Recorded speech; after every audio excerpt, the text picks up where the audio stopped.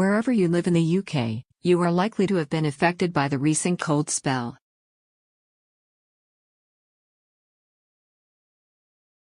But are you setting your thermostat to a higher temperature than normal or leaving the heating on a low setting all day?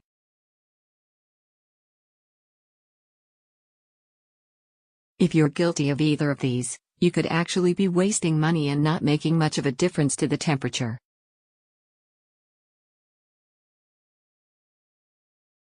There are a lot of myths about energy bills and the best ways to keep a home warm.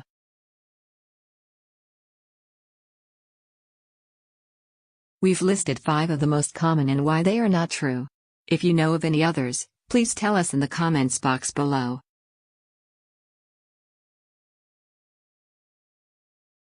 1. Myth: turning the thermostat higher will heat your home faster.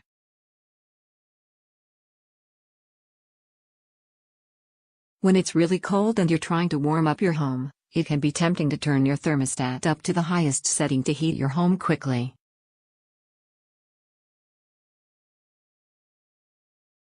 But Caitlin Bent, home energy expert at the Energy Saving Trust, says this won't make a difference and could end up costing you money.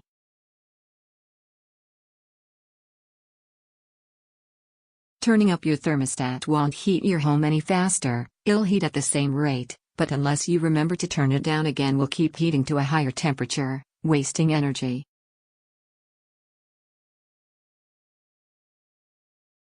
Instead, the best way to warm your home up, and keep it warmer for longer, is to make sure it is properly insulated, which could cut your bills down by around £300.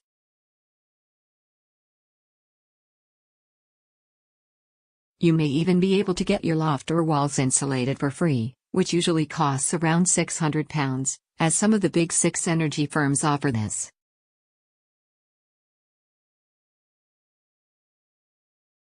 To find out if you're eligible, contact your supplier and ask it, and even if it doesn't, you can try the other big 6 suppliers, as some offer insulation even to households that aren't its customers.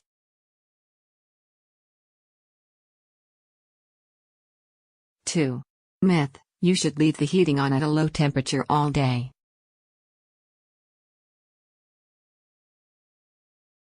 If you leave your heating on a low setting all day, it means your home will remain at a constant temperature.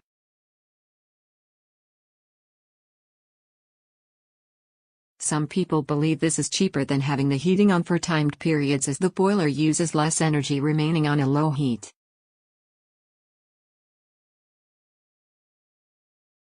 This isn't true, and if you're not at home the whole time, you'll be wasting money heating an empty home.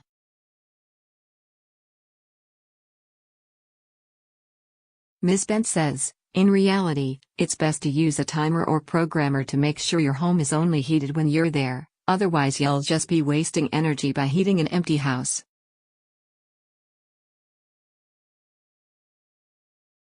Three. Myth: keep the doors open to allow the heat to circulate and keep your home warm.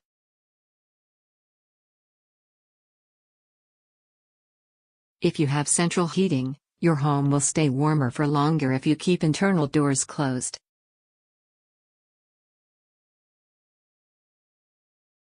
This is because hot air rises from a radiator, then circles the room as it cools, and is then heated again, creating a convection current. If the doors are open, this doesn't work as well and you will lose some of the heat.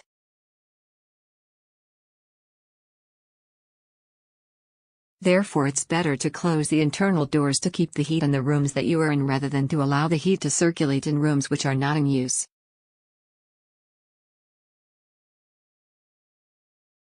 If you want to turn off the heating in a specific room, you can do this via the individual radiator.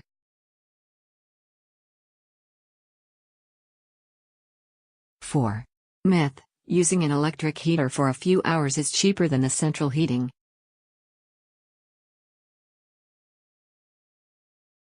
The cheapest way to heat your home is usually through a standard central heating system with a boiler and radiators.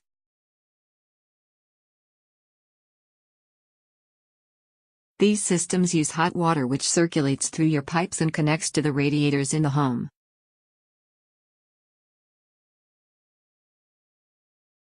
Electric heaters tend to be the most expensive way of heating a home, as they run on electricity rather than gas, which is more costly.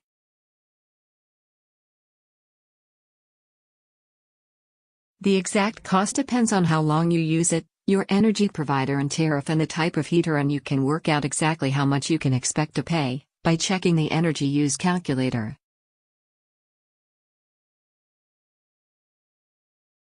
Five. Myth: you can't switch suppliers without a landlord's permission if you rent your home.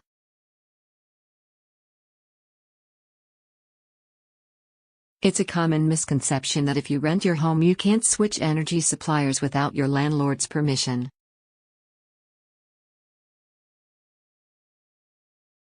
However, it is possible to do this, and you don't need to tell your landlord, as the decision lies with the person who pays the bill, and by doing so you could save hundreds on your energy bills.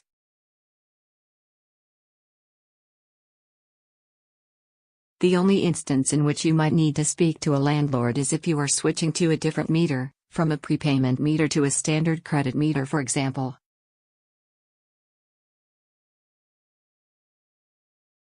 If this will cause a structural change to the home, you may need to have your landlord's permission before it is carried out.